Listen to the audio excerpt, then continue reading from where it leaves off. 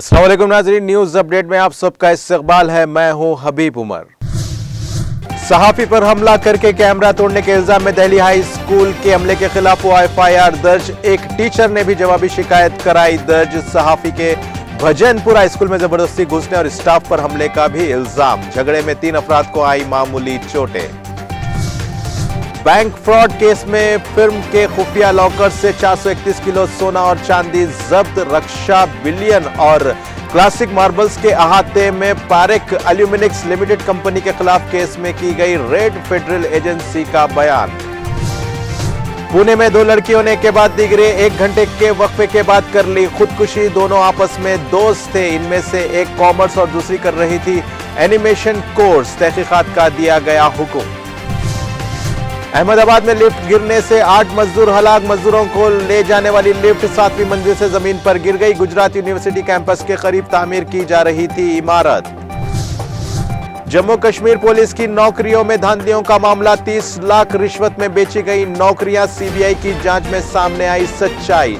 सब इंस्पेक्टर्स की भर्ती के लिए कुछ उम्मीदवारों ने सवालिया पर्चों तक रसाई के लिए 20 से 30 लाख रुपए किए थे अदा।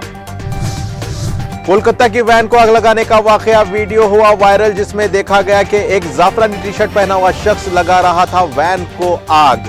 यूथ कांग्रेस के सरबराह ने ट्वीट के जरिए वीडियो को किया वायरल। बीजेपी ने इल्जाम की तरदीद की। सुसाइड नोट की बुनियाद पर थाने पुलिस ने शौहर के अलावा 7 दीगर अफराद पर मुकदमा किया दर्ज। 2008 में एक 38 साल खातून ने फांसी लेकर की थी खुदकुशी। ससुराल और खानदान वालों को जिस्मानी और जहनी हरासानी के इल्जाम में कर लिया गया मुकदमा दर्ज। पुलिस ने दिया बयान। मध्य प्रदेश के एहलकारों पर मुश्तबा शराब माफिया का हमला। एक की हुई गिरफ्तारी। मध्य प्रदेश के धार जिले में शराब से लदे ट्रक को रोकने की कोशिश पर मुश्तबा शराब माफिया की जानिब से सब डिविजनल मजिस्ट्रेट और दीगर एहलकारों पर हमला और मारपीट का वाकया। एक और नए कोविड वेरिएंट के फैलने का खौफ। ओमिक्रॉन BA.4.6 पूरे अमेरिका में हालिया केसेस में से 9% से जायद। लंदन में भी फैलने की हो गई है तस्दीक।